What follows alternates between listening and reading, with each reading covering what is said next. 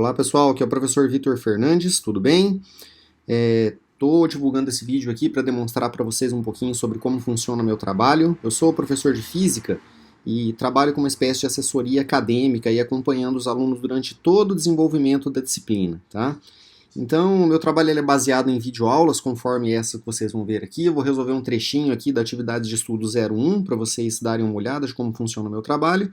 E se vocês gostaram, por favor, façam um contato comigo aí para que eu possa explicar para vocês como que esse trabalho funciona certinho e como que funciona a minha assessoria, tá certo? Muito importante lembrar que eu não mando trabalhos prontos para ninguém, tá, pessoal? Eu não vou mandar fotos do meu celular, nem arquivos do Word para vocês copiarem, tá? A ideia do meu trabalho é que vocês assistam as minhas aulas, tá certo? E aprendam com elas para que vocês possam resolver as atividades, certo? Então vamos resolver um trecho aqui dessa atividade. Se vocês gostarem desse vídeo, por favor, façam contato comigo. Pessoal, basicamente nós temos aqui um circuito composto por duas malhas aí, e nós precisamos, a grosso modo, fazer a resolução desse circuito utilizando o método de Kirchhoff, tá? Então nós temos duas leis aí a serem aplicadas que nós vamos utilizar, que é a lei de Kirchhoff das correntes e a lei de Kirchhoff das tensões, beleza? Vamos então começar isso aqui. Eu vou começar primeiramente colocando o valor dos componentes que nós temos aqui. Ó. Ele está dizendo que R1, R3, R4 estão valendo 1 ohm cada um. Tá? Então nós vamos colocar esses caras aqui. R1, R3 está valendo 1 ohm e o R4 também está valendo 1 ohm. Ó, tá? Depois os demais, ó, R2, 5, 6 e 7, todos eles valem 2 ohms. Então vamos colocar aqui para todos eles. 2 ohms, tá? 2 ohms. E o R6, 2 ohms também. Aí nós temos aqui então as forças eletromotrizes aqui, ou as fontes de tensão, né? Ó, o nosso E1 está valendo 4 volts, que é essa daqui, tá? Está valendo 4 volts. O E2 ele está valendo 26 volts. E o E3 aqui ele está valendo 20 volts. Beleza. Pessoal, então, ele faz algumas perguntas aqui pra gente, tá? E todas essas perguntas, pessoal, pra gente resolver ela, nós temos que primeiramente resolver esse circuito. O que seria resolver esse circuito? Calcular o valor dessas correntes I1, I2 e I3. E aí com elas a gente vai conseguir, de fato, resolver todos esses itens aqui, tá? Que é uma questão de somatória, beleza? Então, pessoal, vamos primeiro calcular o valor dessas correntes, depois a gente vai ver o que nós fazemos com elas aqui, tá? Pessoal, o primeiro passo seria a gente definir um sentido para as correntes, né? Ou seja, arbitrar um sentido para elas, mas como o exercício já forneceu aqui, ó, eu vou utilizar o que o exercício forneceu, beleza? Então, a primeira coisa que nós vamos fazer aqui é a seguinte, vamos aplicar, tá certo? Aplicar o que nós chamamos de LKC, tá certo? LKC significa Lei de Kirchhoff das Correntes, ó, tá? Então eu gostaria que vocês percebessem que aqui nesse ponto onde eu estou marcando tem um nó, e de acordo com a Lei de Kirchhoff das Correntes, a soma das correntes que chega num nó tem que ser igual à soma das correntes que saem do nó, beleza? Então, ó, o que está chegando no nó, vocês podem observar que é a corrente I1, tá? Isso aqui vai ter que ser igual à soma das correntes que saem, ó, I2, beleza, mais o valor de I3, tá bom? Então, nós vamos deixar ela paradinha aqui, porque nós vamos utilizar isso aqui depois lá no fim do problema, tá? Próximo passo que nós temos aqui agora, beleza, é aplicar aqui, pessoal, o que nós chamamos de Lei de Kirchhoff das Tensões. Então, vamos lá, ó, aplicar a LK beleza? E aí, pessoal, a lei de Kirchhoff das tensões, conforme vocês devem ter visto na aula, ela diz que se eu somar todas as tensões que eu tenho dentro de uma malha fechada, tá certo? O resultado disso vai ser nulo, né? Vai ser igual a zero, tá? Então, pessoal, eu vou fazer essa situação aqui agora, beleza? Então, vamos lá, ó. Eu vou escolher um sentido para eu fazer essa leitura, o sentido vai ser o mesmo das correntes, eu vou somar tensões aqui, beleza? O tempo todo, ó.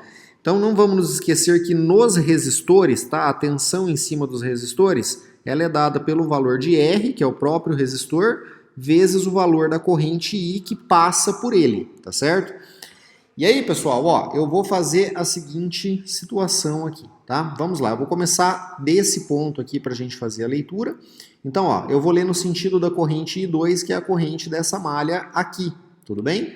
Então vamos lá, ó, nós vamos ter duas vezes o valor de I2, ó. A tensão aqui, ó, R vezes I, beleza?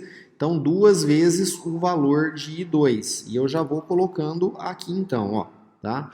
Eu vou ter duas vezes o valor de I2, tá certo?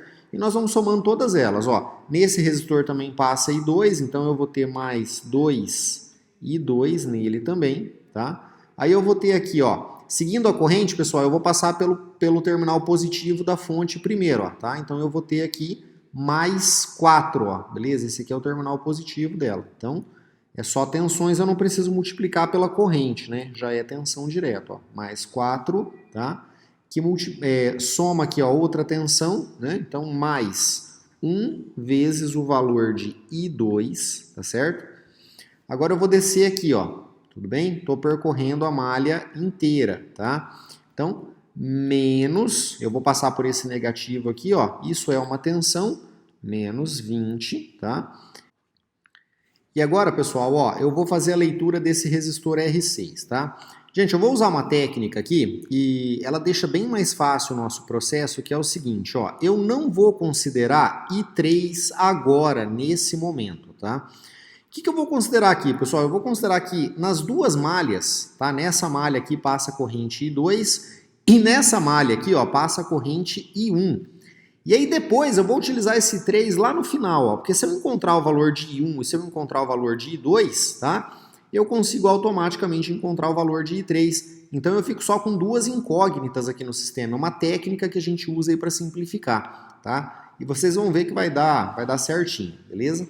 Então, ó, eu estava lendo aqui a fonte, né? A gente leu menos 20, tá? Agora eu vou ler os resistores, pessoal. Então, ó, vou considerar que só está passando I2 aqui, beleza? Então vamos fazer assim, ó. Mais, né? Duas vezes o valor de I2, ó. 2 I2, tá?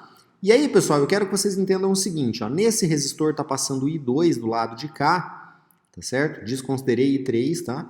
Só que também, pessoal, ó, eu quero que vocês percebam que nesse resistor está passando a corrente I1. Então esse resistor ele compartilha duas correntes, tá? Ou seja, a corrente I2 junto com a corrente I1. Essas duas juntas aqui elas formam o I3, tá? Mas eu não vou utilizar ele agora, nesse momento, tudo bem? Então, ó, como que eu vou fazer? Como elas duas estão no sentido oposto, no sentido inverso, quando eu li pelo lado do I2, a gente lê ele positivo, tá? E quando eu vou ler ele pelo outro lado, pelo lado do I1, eu vou ler menos 2I1. Tá certo, pessoal? Isso aqui acontece somente nesse resistor porque ele é o único que tem duas correntes. E como elas estão no sentido oposto, a gente lê elas com sinal negativo, tá? Então, ó, depois que eu li esse cara, eu cheguei aqui no meu nó E de novo, então eu estou aqui, vamos dizer que isso é igual a zero. A lei de Kirchhoff das tensões, ela está aplicada, tá? Eu vou só dar uma melhorada nessa equação aqui, pessoal, que nós vamos precisar dela já já, tá? Eu vou colocar primeiro tudo que é I1 nela aqui, ó. Então eu tenho aqui menos 2 I1, tá certo? Agora, o que eu tenho de I2 aqui, pessoal? Eu tenho 2, 4, tá? 6 I2 aqui, beleza? Com mais um outro I2 aqui, ó. Então eu tenho mais 7 I2, tá? Pessoal, eu tenho aqui números, ó. Mais 4 com menos 20. Isso dá menos 16 e eu vou jogar para o lado de lá. Então aqui nós vamos ter igual a 16. Essa daqui seria a equação da primeira malha, eu vou conservar ela aqui, tá? Agora o que eu vou fazer, pessoal? Eu vou ler a segunda malha, vou aplicar a lei de Kirchhoff das tensões na segunda malha aqui, ó. E eu vou começar, pessoal, a partir do mesmo ponto E que eu escolhi aqui, tá? Então, ó, nós vamos ler aqui, ó, agora pelo lado de I1, ó. Então, esse resistor, ele vai ser lido duas vezes, tá certo? As tensões dele. Uma vez positiva desse lado e uma vez negativa do lado de lá. Então, como é que vai ficar isso, ó? Duas vezes o valor de I1. Nós vamos ter aqui, ó, 2 I1 menos, tá certo, ó? Agora, nós vamos pegar essa daqui, porque elas estão no sentido oposto e por isso que é menos. Menos 2 tá? E 2. Então, menos 2 e 2. E seguimos na leitura ali, tá, pessoal? Ó, como eu estou lendo de baixo para cima aqui, nós vamos pegar mais 20 aqui da fonte, ó. Tá? Então, mais 20. Beleza? Vamos virar aqui nesse resistor R2, ó. Mais 2 e 1, tá? Então, mais 2 e 1. Seguindo a leitura aqui, ó, menos, tá certo? Eu estou vindo por esse lado, ó, então menos, esse é o terminal negativo da fonte, menos 26, tá? Descendo aqui, ó, mais 1 vezes o valor de I1, então mais 1 I1, tá? E aí aqui, ó, mais 1 I1, beleza? Que é esse último resistor aqui. Então perceba que os resistores a gente sempre lê eles positivos, a gente sempre soma eles, tá? Por esse método aqui que eu estou utilizando. Então isso aqui vai ser igual a 0. A gente já chegou no nosso nó aqui, tá? Eu vou então normalmente agrupar esses termos aqui, né? Vamos começar por I1 primeiro, ó. Eu quero que vocês percebam que nós temos aqui. Vamos somar os nossos I1s aqui, ó, tá? Eu tenho 2, beleza? Com mais 2 aqui são 4, com mais esses 2 aqui são 6 e 1. Então, ó, 6 e 1. Temos I2 aqui também, né? Ó, menos 2 e 2. Tá?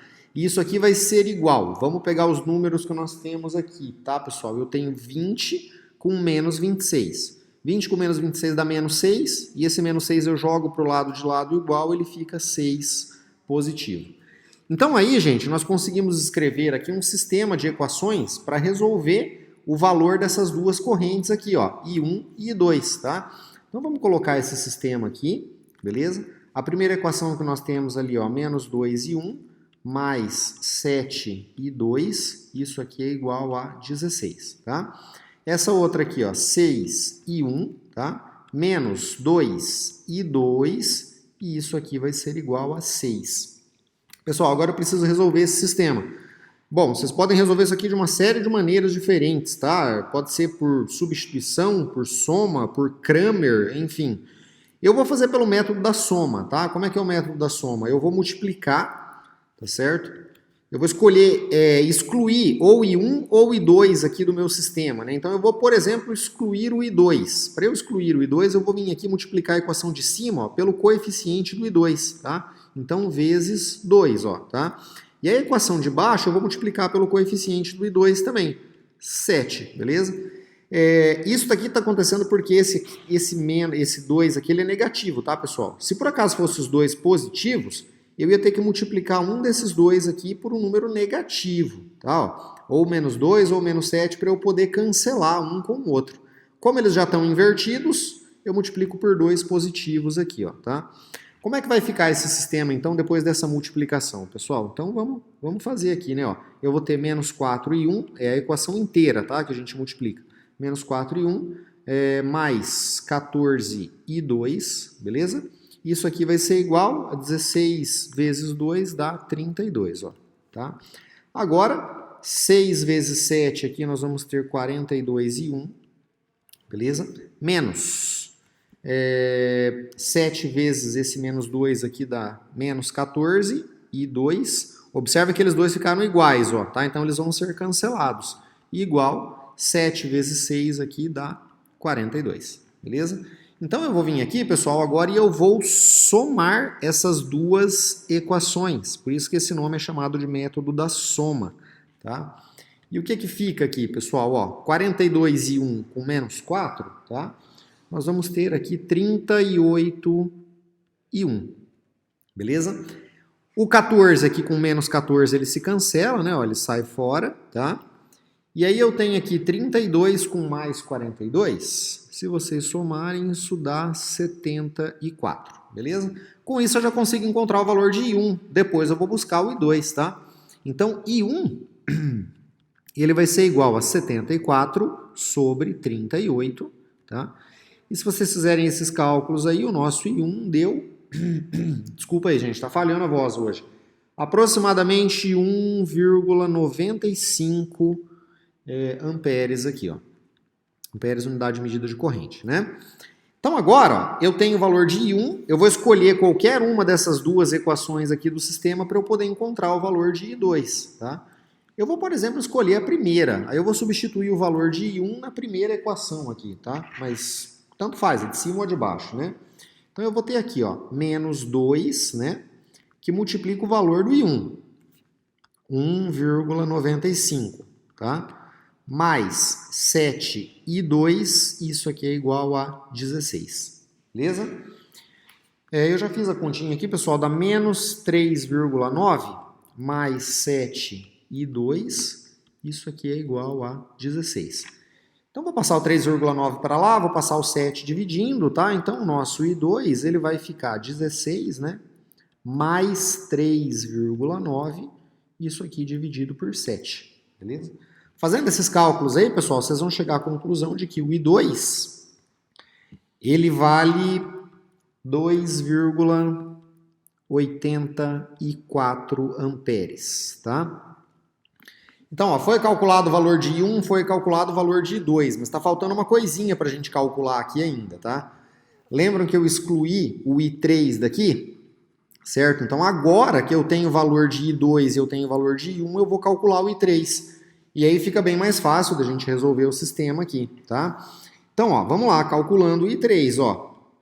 Então, I3, beleza? Ele vai ser igual, eu vou pegar o I2 e vou jogar para o lado de lá, né? Do igual. Então, ele vai ser I1, tá certo? Menos o valor de I2, tá? Então, vamos lá, pessoal. I3 deu. O valor de I1 foi 1,95. Então, 1,95 menos a outra corrente aqui, o I2, que deu 2,84. Então, 2,84.